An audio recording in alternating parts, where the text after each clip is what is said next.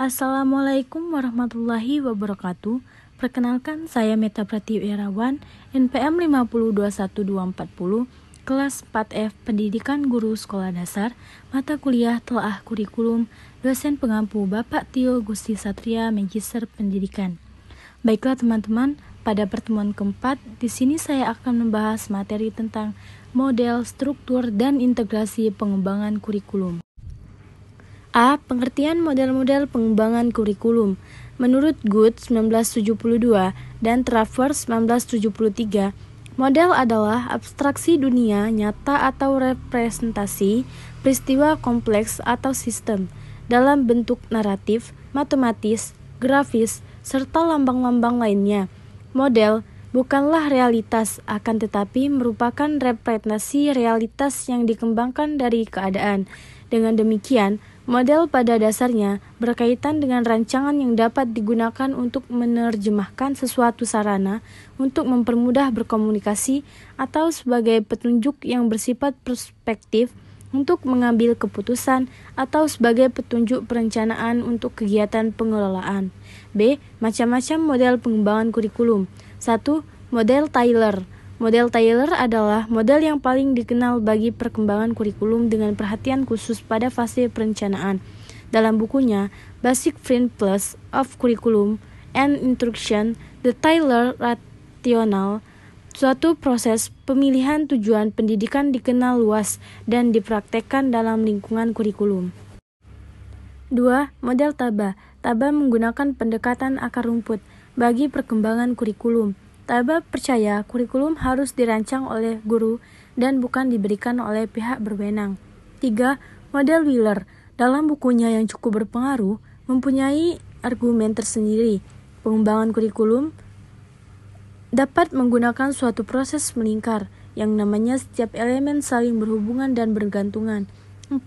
Model Nichols. Dalam bukunya Developing Curriculum Participle Guide, Audrey and Howard Nichols mengembangkan suatu pendekatan yang cukup tegas, mencakup elemen-elemen kurikulum dengan jelas dan ringkas. 5. Model Skillback.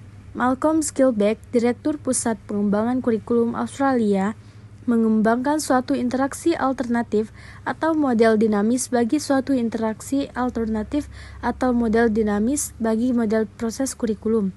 6. Model Saylor. Sebuah rencana yang menyediakan kesempatan belajar bagi orang yang akan dididik. C. Model integrasi kurikulum. Menurut Robin Fogarty dalam Trianto, model kurikulum terintegrasi dikelompokkan menjadi 3 klasifikasi sebagai berikut. 1. Pengintegrasian di dalam satu disiplin ilmu. Model ini merupakan integrasi yang mentautkan 2 atau lebih bidang ilmu yang serumpun. Misalnya, di bidang ilmu alam, mentautkan antara 2 tema dalam fisika dan biologi yang memiliki relevansi atau antara tema dalam kimia dan fisika. 2. Pengintegrasian beberapa disiplin ilmu.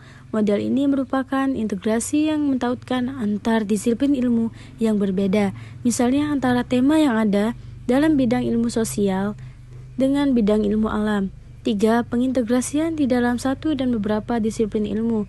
Model ini merupakan integrasi yang paling kompleks karena mentautkan antara disiplin ilmu yang serumpun sekaligus bidang ilmu yang berbeda, misalnya antara tema yang ada dalam bidang ilmu sosial, bidang ilmu alam, teknologi maupun ilmu agama. D. Struktur kurikulum. Beban belajar dinyatakan dalam jam belajar setiap minggu untuk masa belajar selama 1 semester. Beban belajar di SD tahun kelas 1, 2, dan 3 masing-masing 30, 32, 34. Sedangkan untuk kelas 4, 5, dan 6 masing-masing 36 jam setiap minggu. Jam belajar SD adalah 40 menit. Berikut merupakan struktur kurikulum di SD. Keterangan struktur kurikulum SD. Mata pelajaran kelompok A merupakan kelompok mata pelajaran yang muatan dan acuannya dikembangkan oleh pusat.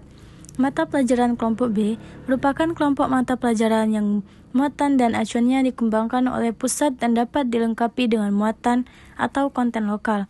Mata pelajaran kelompok B dapat berupa mata pelajaran muatan lokal yang berdiri sendiri. Muatan lokal dapat memuat bahasa daerah. 1 jam pelajaran, beban belajar tatap muka adalah 35 menit. Beban belajar penugasan, terstruktur, dan kegiatan mandiri maksimal 40% dari waktu kegiatan tatap muka mata pelajaran yang bersangkutan. Satuan pendidikan dapat menambah beban belajar per minggu sesuai dengan kebutuhan belajar peserta didik dan kebutuhan akademik, sosial, budaya, dan faktor lain yang dianggap penting. Untuk mata pelajaran seni budaya dan prakarya, satuan pendidikan wajib menyelenggarakan minimal 2 aspek dari 4 aspek yang disediakan. Peserta didik mengikuti salah satu aspek yang disediakan untuk setiap semester. Aspek yang diikuti dapat diganti setiap semesternya. Khusus untuk madrasah ibtidaiyah, struktur kurikulum dapat dikembangkan sesuai dengan kebutuhan yang diatur oleh Kementerian Agama.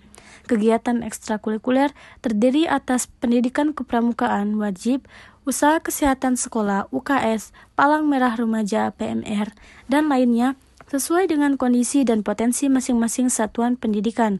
Pembelajaran menggunakan pendekatan pembelajaran tematik terpadu, mata pelajaran pendidikan agama, dan budi pengerti. Sekian materi yang dapat saya sampaikan. Saya akhiri. Wassalamualaikum warahmatullahi wabarakatuh.